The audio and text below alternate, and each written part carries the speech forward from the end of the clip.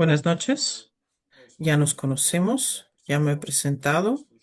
Me llamo Keil Nazarenko, soy doctor en historia, catedrático de la Universidad Estatal de San Petersburgo. El tema de nuestra charla de hoy es la invasión mongol-tártara y el yugo mongol-tártaro y qué huella dejó en la historia rusa. Pero primero acordémonos de la persona que estaba en los orígenes del imperio mongol, Temujin, a quien más tarde se le otorgó el título de Gengis Khan porque no es un nombre propio. El retrato es ya del siglo XIV, es un retrato chino, no tenemos ni idea de cuál era su aspecto.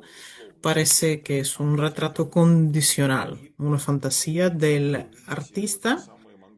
Y ven ahí las estepas mongolas donde nació aquel imperio.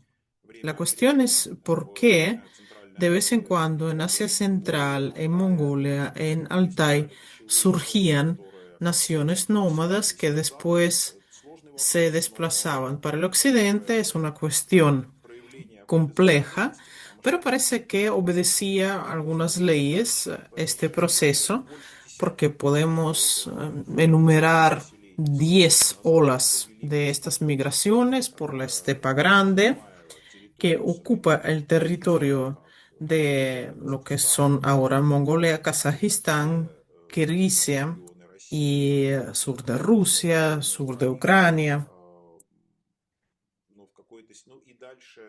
Y luego Hungría, la llanura húngara, era la última parte de la Gran Estepa, aunque separado por la cordillera de los Cárpatos. Y este corredor grande desde Corea hasta Hungría era muy pasable en la antigüedad para guerrilleros a caballo y para nómadas, quienes tenían muchos caballos. Eso garantizaba una movilidad increíble y la posibilidad de surgimiento en este corredor de imperios de estepa que se sucedían. Normalmente no duraban mucho, duraban desde 50, 70 años hasta varios siglos, y el último imperio grande fue el imperio mongol, cuyo fundador fue Genghis Khan. Su historia empieza en el límite de los siglos XII y XIII con el hecho de que él pudiera unificar las tribus mongoles, pero los mongoles eran poco numerosos. Y la masa principal de los guerreros que después fueron a invadir China y Occidente no eran mongoles. ¿De dónde viene este término mongol-tártaro? Los mongoles es una autodenominación y los tártaros es el nombre de una de las etnias que eran vecinos de los mongoles y se autodenominaban tatá.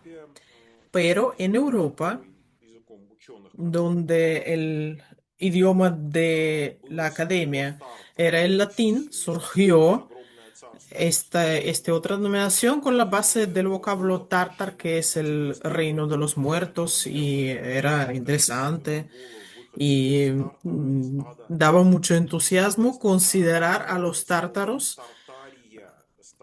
a los salidos del infierno. Entonces, Tartaria parecía como la prepatria de estas etnias, y en los mapas medievales, en el territorio de toda Rusia de hoy, también se denominaba como Tartaria, porque simplemente era un nombre para un espacio desconocido en el este. Y los restos de esta tradición vivían todavía en el siglo XVIII, y la Pérouse, navegante francés, a finales del siglo XVIII llamó el estrecho tártaro entre Sakhalín, la isla de Sakhalín, y el continente. Entonces los restos de esta idea de Tartaria también surgió a que era el sinónimo de Siberia, y en la tradición rusa historiográfica Primero se llamaron tártaros mongoles, después mongoles tártaros, pero el problema se agrava con que ahora existe una serie de etnias que se autodenominan tártaros, pueden ser tártaros de Crimea, etcétera, etcétera. Y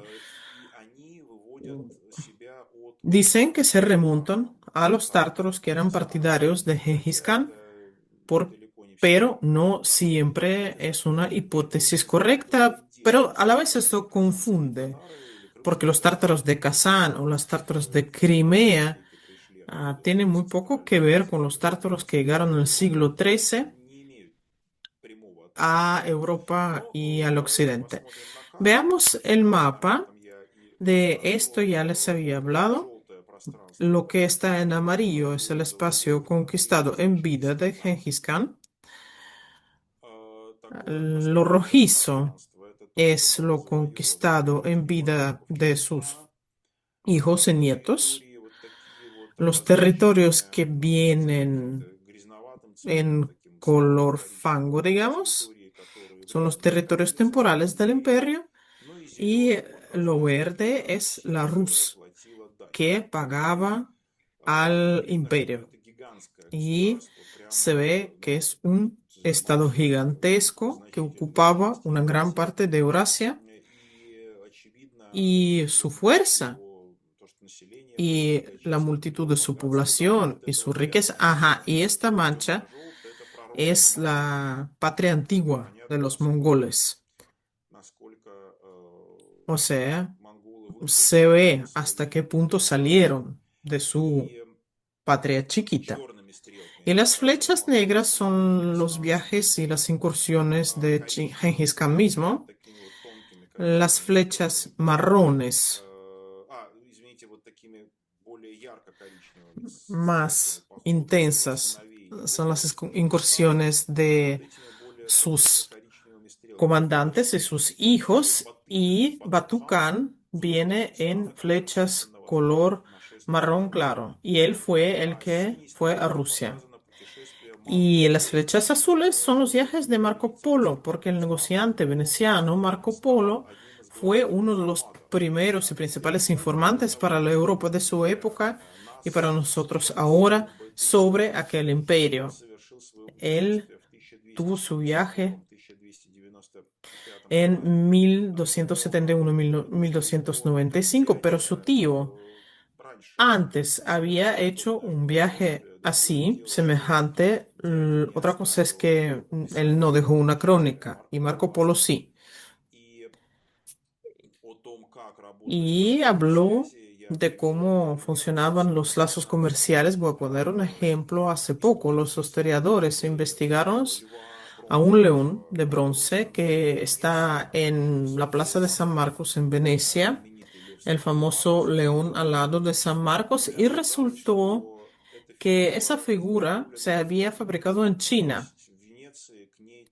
Solamente se le pusieron las alas en Venecia.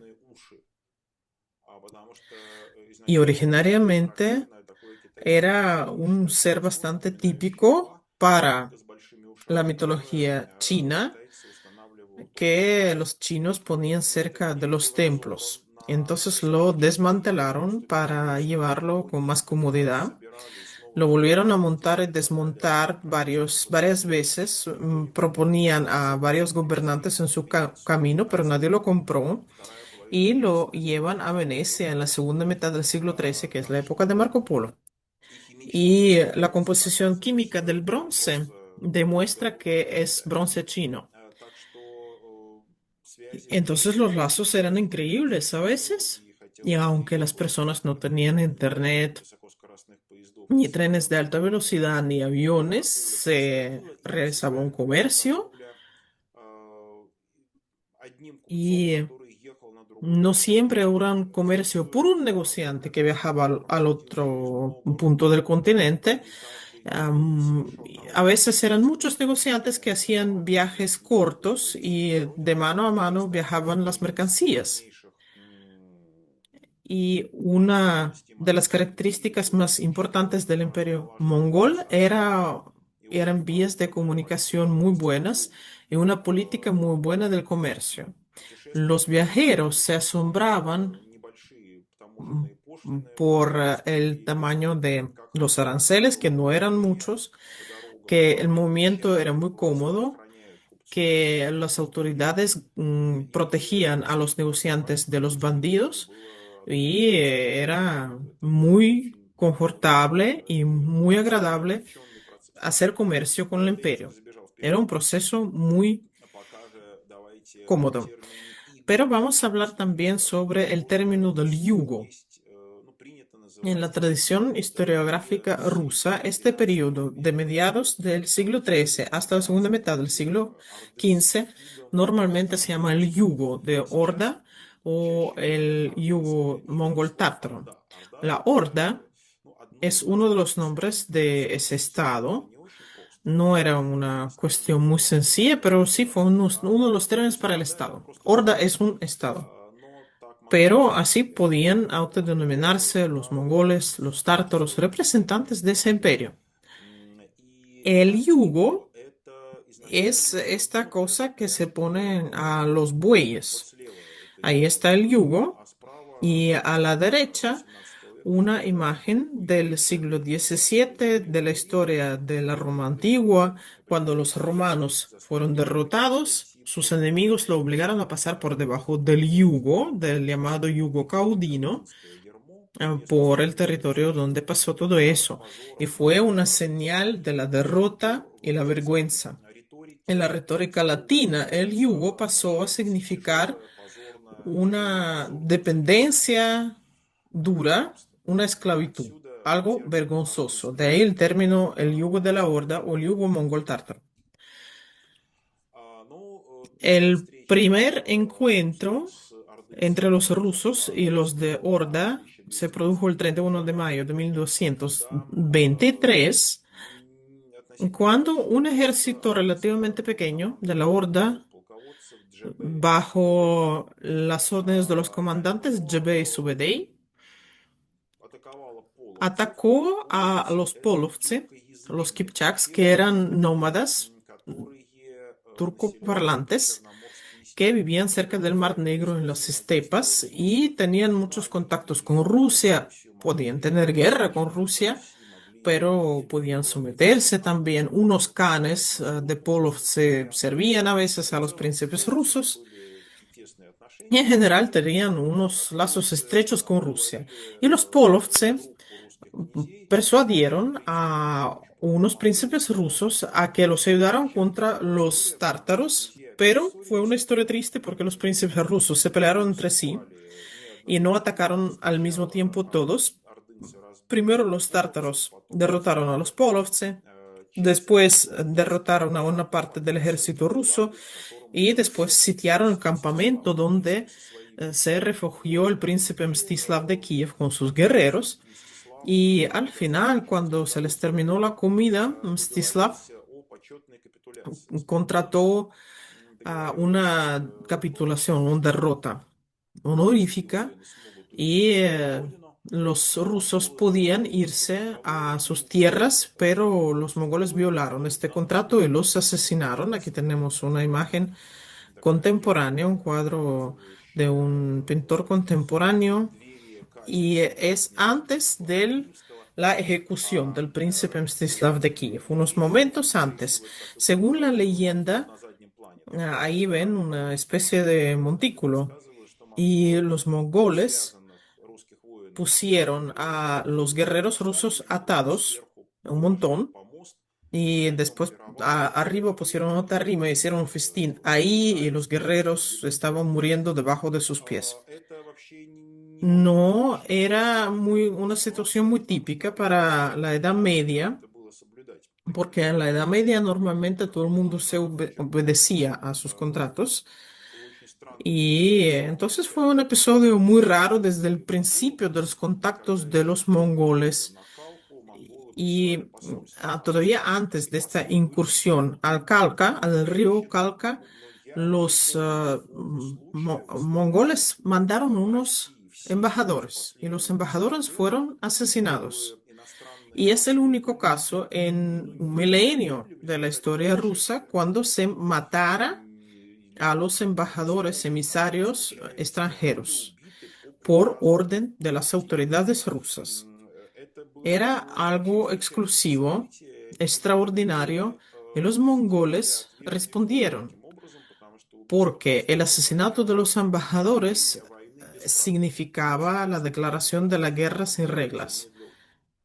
Y entonces no se hicieron esperar. Pero después de la batalla del río Kalka, desaparecen casi por 20 años los mongoles y los príncipes rusos. Pensaron que era un episodio poco significativo, pero se equivocaron, porque en 1237 el ejército del nieto de Gengis Khan, Batukán,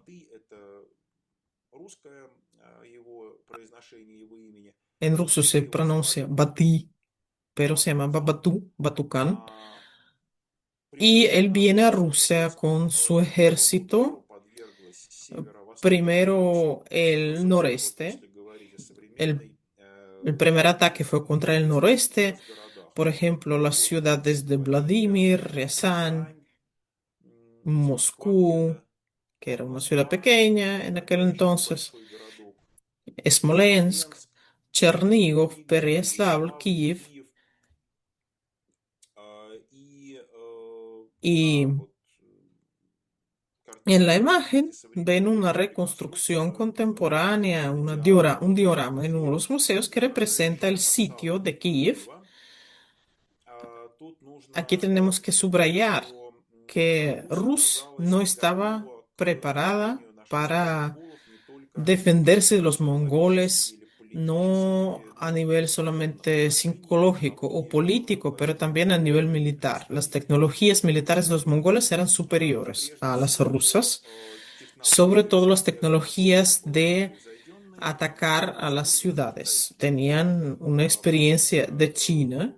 Los ingenieros chinos estaban entre el ejército porque habían conquistado el norte de China y las ciudades rusas tenían terraplenes y murallas de madera, pero solamente revestidas de madera y las murallas por dentro eran tierra y no eran muy fáciles de quemar, por ejemplo, pero no era tradición de atacar a las fortalezas porque se temían grandes pérdidas, las armas de atacar las murallas no existían y las ciudades se tomaban mediante un ataque repentino o mediante la hambruna que se organizaba. Pero los mongoles tenían máquinas para lanzar piedras y rompían las murallas y ahuyentaban a los arqueros rusos y después los guerrilleros iban por el foso y entraban en la ciudad y era algo muy ya tenían entrenado esta tecnología y muy rápido tomaron a Kiev, que tenía una gran población en aquel entonces. Era la ciudad más grande de la Europa del Este en aquel entonces. Las murallas tenían varios kilómetros de largo, varias hileras de fortaleza y en 9 días fue derrotado. Y fue una sorpresa para todos los contemporáneos y surgió este sentimiento de ser impotentes ante los mongoles. Y todo esto fue en invierno, además, lo cual también era muy asombroso. Era difícil hacer guerra en invierno, los caballos no tenían que comer, pero los caballos mongoles podían sacarse la comida del debajo de la nieve. Y entonces los mongoles sí podían hacer guerra en invierno y era algo poco acostumbrado para los guerreros rusos. No era tradición hacer guerra así. Y la invasión de Batukán después siguió por Europa del Este, por Polonia, Hungría y terminaron en el territorio de Croacia, en Split, en lo que es ahora Split. Y Batú ya no quiso ir a Europa Occidental, aunque Gengis Khan había dejado el legado de llegar al mar en el occidente, pero él rechazó y no tenía demasiadas fuerzas. Rus había hecho una resistencia bastante fuerte, había sufrido pérdidas y Batú, como un político realista, vio que demasiados estados, demasiados países tenía que derrotar si quería ir hasta el mar.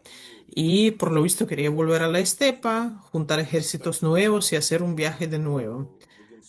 A Federico Gomenstaufen, el emperador germánico, se huyó a Sicilia, pero nunca se produce la incursión al occidente y Rus fue la última tierra que conquistaron los mongoles. En cuanto a los príncipes rusos, en aquella época estaban pasmados por toda aquella situación, pero tenemos que señalar que Rus nunca había sido dependiente para aquel entonces. La autoridad formal del emperador de Bizancio sí se reconocía, pero no se pagaba nada a él. A lo mejor solamente mm, aprobaban la figura del arzobispo en Constantinopla, pero los príncipes rusos no dependían de nadie aparte de entre sí. Había una lucha sangrienta por el trono del gran príncipe y por un tiempo otros príncipes se sometían al gran príncipe, después se producía otra pelea, pero era algo entre suyos.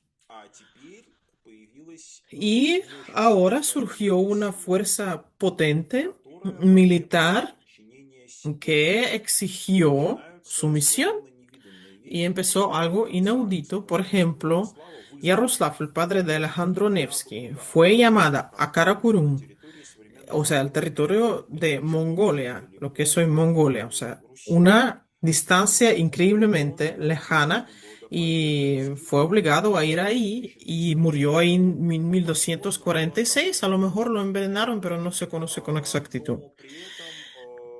Y en la Horda de Oro, lo que es la región occidental del Imperio Mongol, cerca de la cuenca del Volga. Entonces Rus contactaba sobre todo con la Horda de Oro. El resto del Imperio Mongol no tenía tanto contacto y no era una preocupación para los rusos. Ahí mataron a Miguel de Chernigov. Fue también un asesinato misterioso, después lo canonizaron. La leyenda oficial dice que se negó a pasar un rito pagano, no se sabe cuál, pero también es algo enigmático porque los mongoles eran chamanistas. En aquel entonces no se adherían a ninguna religión universal, mundial, y solamente a principios del siglo XIV la Horda de Oro, esa parte occidental del imperio que ya se había separado, se convirtió en musulmanes. Y del Khan uzbek provienen los uzbecos de hoy, aunque es también algo legendario. El nombre de esta etnia, los uzbecos, nos remonta al Khan uzbek. No sabemos exactamente qué pasó ahí, pero en todo caso, tenemos que señalar, no hay que pensar que los príncipes antiguos rusos eran fanáticos religiosos. Eran cristianos, eso sí, pero se comunicaban con los polovtses sin ningún problema que eran paganos. Se casaban con las hijas de los canes de Polovtse. Estas hijas eran bautizadas, pero seguían teniendo contacto con sus suegros, estos príncipes rusos, aunque los suegros eran paganos. ¿Y por qué de repente algún rito pagano le provocó a Miguel de Chernigov tanto rechazo hasta el punto de que lo ejecutaron? No se sabe. Pero aquí la figura de Alejandro Nevsky es algo muy importante.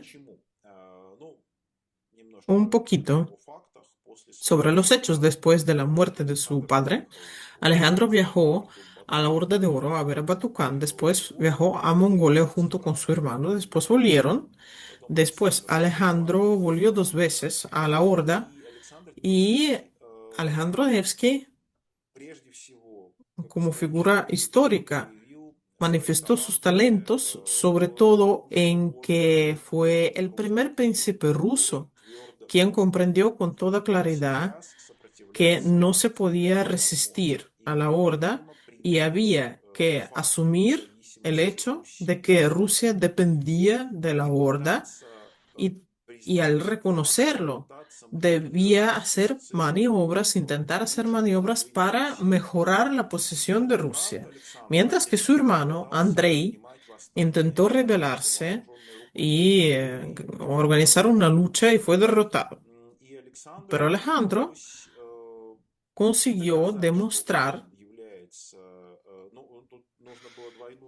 o sea, tenía que hacer un juego doble, tenía que persuadir a otros príncipes para que se sometieran a la horda.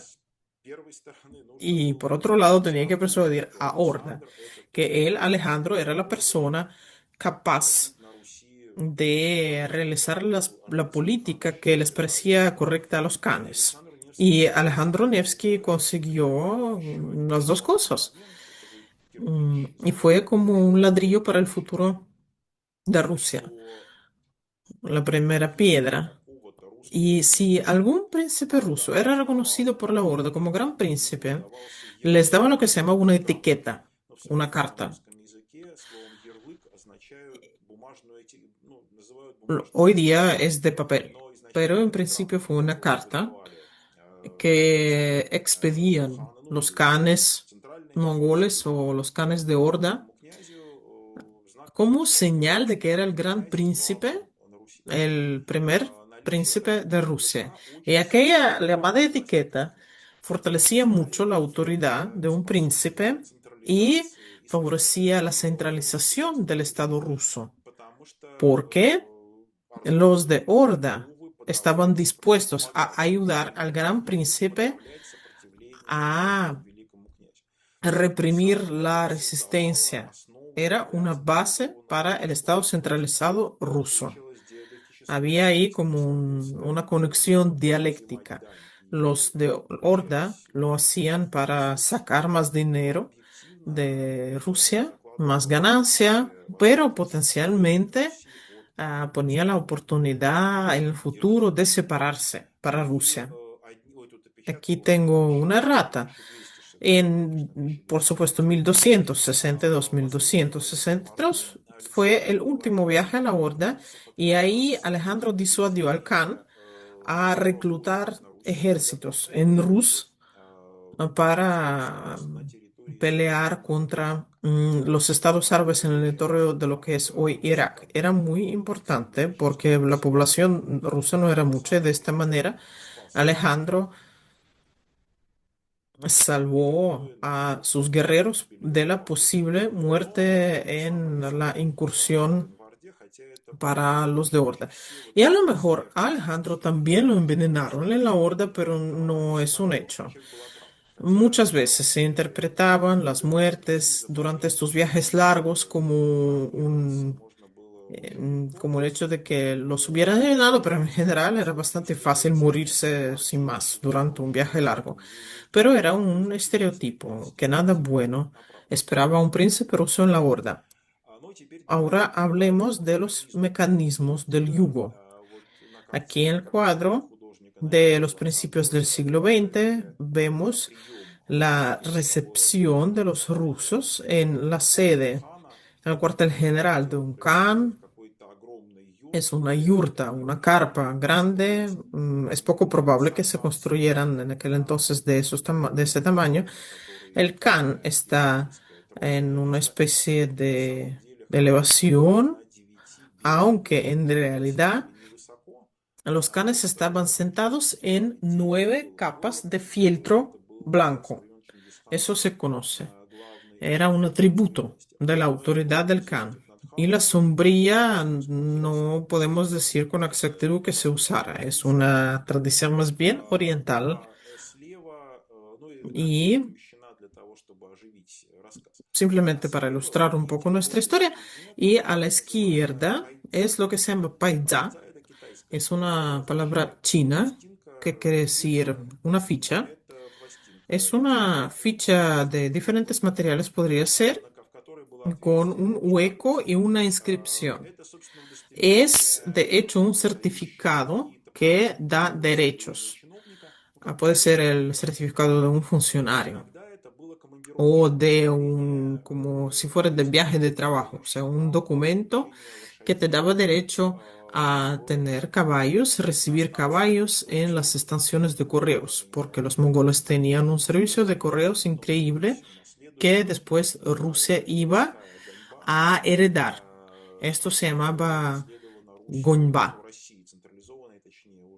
ya en la Rusia centralizada. Paisá podía ser de madera, de plata, podía ser de oro, de bronce, y la paisá de oro era superior. Cada persona, cada funcionario que llegaba a alguna parte enseñaba su paisá y todo el mundo ya sabía que tenía ciertos derechos. Pero la etiqueta es otra cosa. La etiqueta es un documento de más alto nivel y era una carta en pergamino, en papel, que se le daba al príncipe. Paisà se le daba a un funcionario. Y los príncipes eran reconocidos no como funcionarios, sino como señores feudales. Y paisà es una tradición china. De hecho, los mongoles adoptaron mucho de la práctica china. A principios del siglo XIV empieza ya el desmembramiento del imperio mongol, que era demasiado grande, y los descendientes de Gengis Khan se pelearon, es una historia bastante corriente, y fue a desmembrarse en uluses, que son como territorios. Aquí tenemos el ulus de Nogai, el ulus de Burundai, el ulus de Mausi. Crimea también se convirtió en un ulus. Y a finales del siglo XIII todavía surge una lucha interna entre Tokhta y Nogai. Y Nogai fue asesinado al final. Y Danil de Moscú, el hijo de Alejandro Nevsky, quien gobernó en el Principado de Moscú, era un hijo menor que tenía el territorio más débil. Y como en el cuento del gato con botas, ¿sí? Este fue el hijo que recibió el gato. Danil fue el hijo que recibió el gato, que era Moscú, que era la región de Moscú, pero resultó ser un gato con botas. Y Danil era aliado de Nogai. Y pareciera que la muerte de Nogai tenía que atacar el Principado de Moscú, pero no hay mal que por bien no venga. Lo que pasaba es que los principados de Kiev y Chernígov también eran aliados de Nogai y ya se entendía que Tokhta iba a destruir a los aliados de su enemigo y iba a empezar por el sur, porque los principados del sur eran más ricas y era más fácil llegar hasta ahí. Y de los principados del sur, los guerreros fueron a Rusia. Y en los primeros años del siglo XIV llegaron varios mil de guerreros bien armados quienes buscaron dónde servir. El Principado de Moscú era demasiado pequeño para darles a todos de comer y Danil empezó viajes conquistadores a los principados vecinos y así amplió su principado casi doble para dar de comer a los nuevos guerreros. Fue el primer regalo del destino para Moscú, un impulso de principio que le permitió a este principado poco significante asentarse como el centro del futuro Estado ruso. A principios del siglo XIV empieza la lucha entre Tver y Moscú, que tenían una situación muy parecida, eran principados vecinos, separados por una distancia corta, algo así como 150 kilómetros, y luchan por la postura de la ciudad principal de Rusia, y la etiqueta del Gran Príncipe, que tenemos un cuadro del siglo XIX, bastante cómico. Así se imaginaba el cuartel general. Esto parece ser como una estatua de Buda, a lo mejor. Porque en el siglo XIX en Rusia conocían poco el budismo, las creencias mongolas, y creían que todo era más o menos lo mismo en el oriente. Los mongoles adorarían a estos ídolos, y aquí vemos al príncipe Mijail de Tver, fue asesinado luego en la horda y después canonizado. En los tiempos del Khan Uzbek, aquí ven las fechas de su reinado, asesinan a varios príncipes de Moscú y de Tver. Y empezó con que Yuri, el nieto de Alejandro Nevsky, fue asesinado por Dmitri de Tver en la horda. Fue una venganza. Por tanto, ejecutó el Khan a Dmitri. Después fueron asesinados Mijail de Tver, Dmitri de Tver y Alexander de Tver. Y el beneficiario principal de todos estos asesinatos es Iván Kalita, bisnieto de Alejandro Nevsky. Iván Kalita, de hecho, puso los cimientos del poder de Moscú. Adelantó mucho a Moscú y pudo casarse con la hermana del Khan Uzbek. Fue una inversión increíble política, y en su camino a Moscú, a la procesión donde viajaba esa mujer fue atacada por los de Tver, y ella murió ahí en Tver, y fue de hecho un regalo para Iván, porque él acusó a Tver de haber matado a su esposa y a la hermana del Khan. Y el Khan Uzbek tuvo una incursión contra Tver y destruyó Tver, lo cual, por supuesto, fue un apoyo para el Principado de Moscú, debilitando su enemigo. Toda esta historia es muy sangrienta, no tiene nada de romántico, es muy dura, y podríamos hacer la pregunta, ¿para qué se realizó tanta lucha interna con tanta sangre? Pero de esta manera maduraban las fuerzas del Principado de Moscú. El 8 de septiembre de 1380 se produce la batalla del campo Kulikovo, donde por primera vez hubo una victoria estratégica contra los mongoles tártaros en toda la historia del yugo. Nadie había triunfado tanto. Esta imagen representa la batalla de 1-1 de los forzosos, de los bogatí, el ruso y el mongol,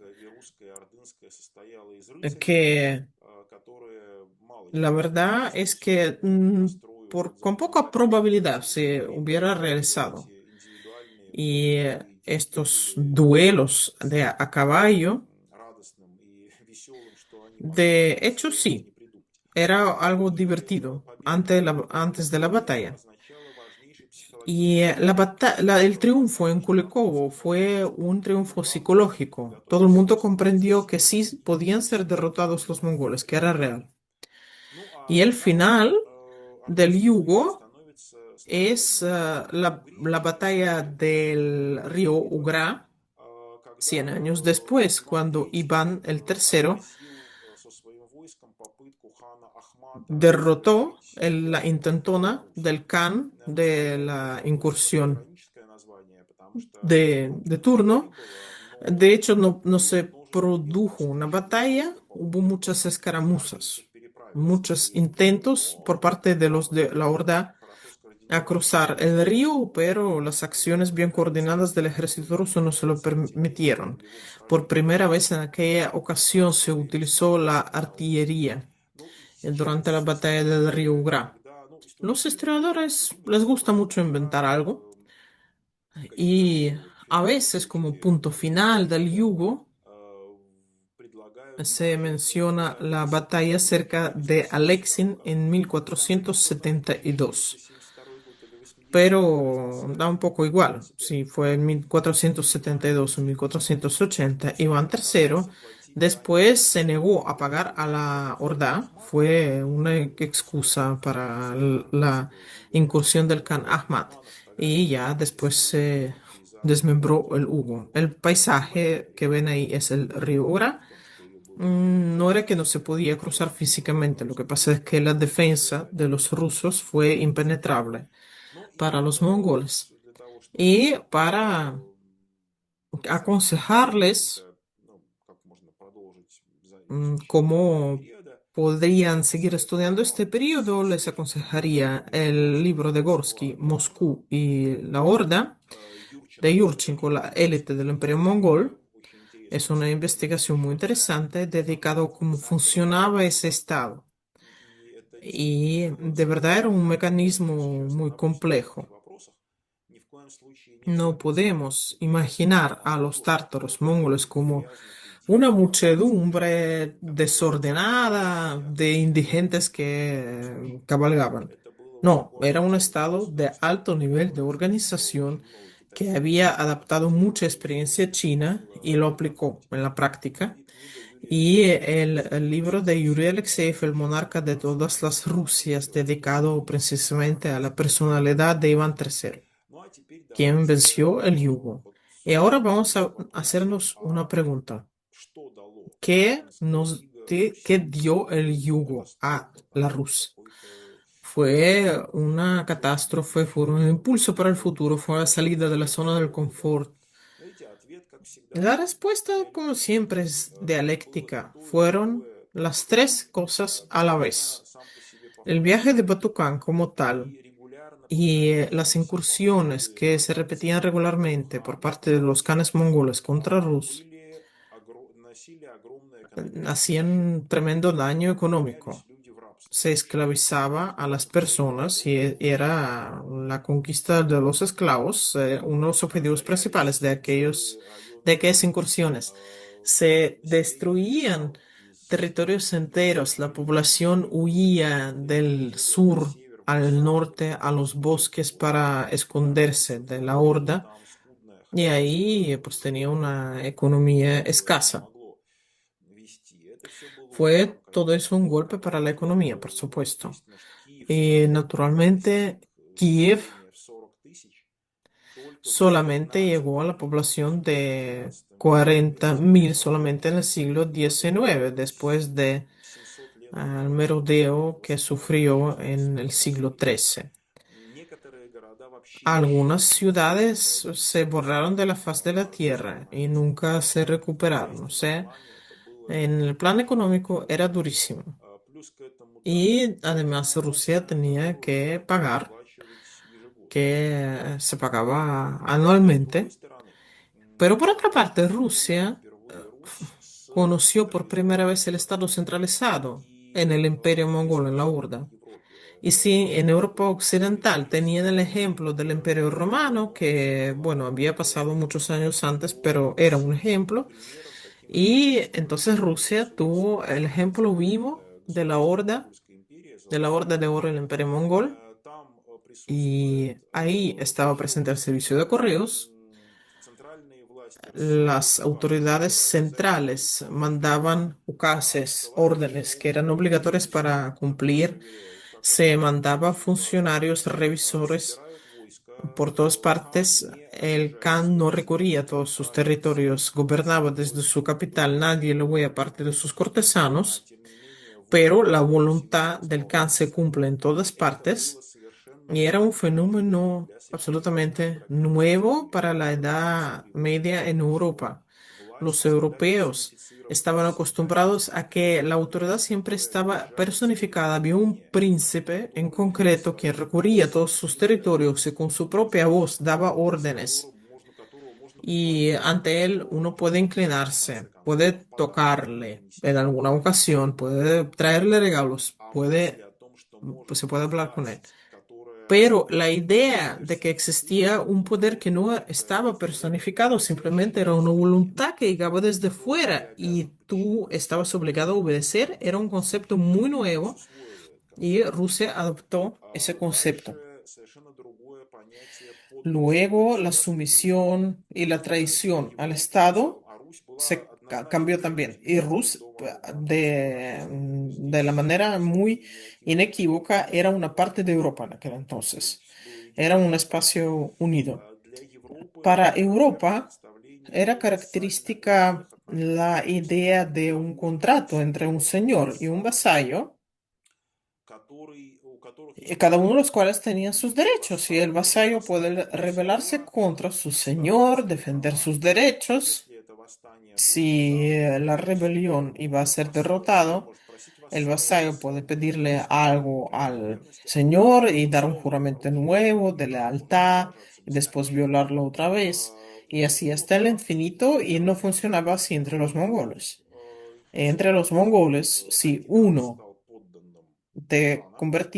vez te convertías en el súbdito del Khan, no podías salir de este estado. Y el pago por cualquier motín era la muerte.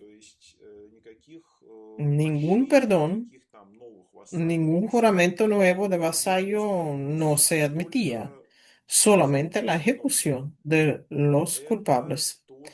Y eso traía mucha disciplina, por supuesto.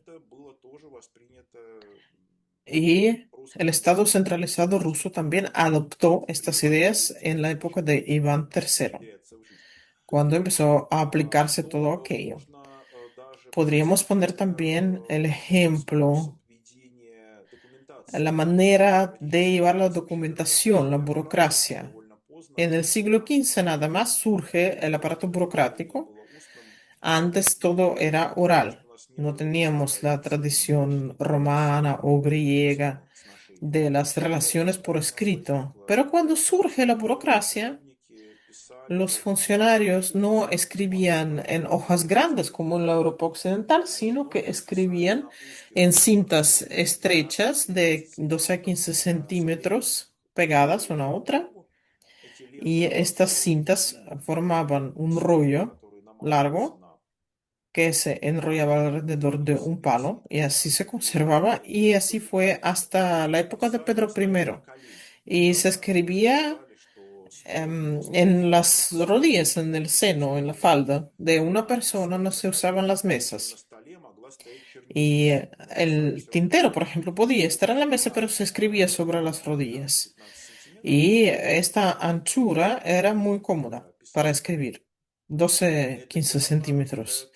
Y por supuesto es una tradición mongola y no europea. El problema era que todos estos archivos del Imperio Mongol no se conservan. De la Horda de Oro es una grandísima pena. Unas masas magníficas de información ya no se pueden reconstruir, y hubiéramos sabido muchísimo más, infinitamente muchísimo más sobre los siglos XIII y XIV si si se hubieran conservado esos archivos, pero se quemaron en las numerosas luchas internas que sucedieron en el siglo XV, cuando se produjo el desmembramiento del imperio y ya no representaba una gran amenaza para el Estado ruso, y los fragmentos de la ex horda empezaron a incluirse en el Estado ruso en el siglo XVI, Kazán y Astrakhan, en el XVIII Crimea, y después Crimea y el Kanato de Siberia fue destruido. O sea, si hablamos de la herencia histórica, Rus fue la heredera de la Horda de Oro. Incluyó su legado territorial y cultural en sí. Y las etnias que se formaron dentro de la Horda después fueron parte de Rusia. Y aquí me gustaría detenerme en un aspecto. Existe la tradición que no me parece buena para nada, pensar que todo lo negativo en Rusia viene de la Horda, que es el símbolo del despotismo asiático, bárbaro, todo lo malo. Y ya que Rusia dependía de la Horda, pues percibió todo lo malo. Pero si comparamos el imperio de Carlomagno y la Horda de Oro, veremos que tenían una organización muy semejante, y castigaban a sus enemigos de manera semejante y en general. Yo no diría que el imperio mongol o la horda se diferenciara radicalmente de los estados europeos. Bueno, era más grande, era más centralizado, estaba mejor organizado, tenía mejor estructura. O sea, si había diferencias, era diferencia para mejor. Y yo no veo nada vergonzoso en que la experiencia del Imperio Mongol y la Horda de Oro se percibiera en Rusia, se adoptara en Rusia y la ayudara a convertirse en un estado centralizado a finales del siglo XV. Y de esta manera resulta que el yugo mongol-tártaro fue una maldición, pero a la vez una fuente de experiencia y los conceptos nuevos de la historia y ayuda en formar un Estado centralizado ruso. Esa es la respuesta dialéctica a la pregunta ¿cuál fue el papel de ese imperio enorme en la historia de Rusia? Muchas gracias por su atención.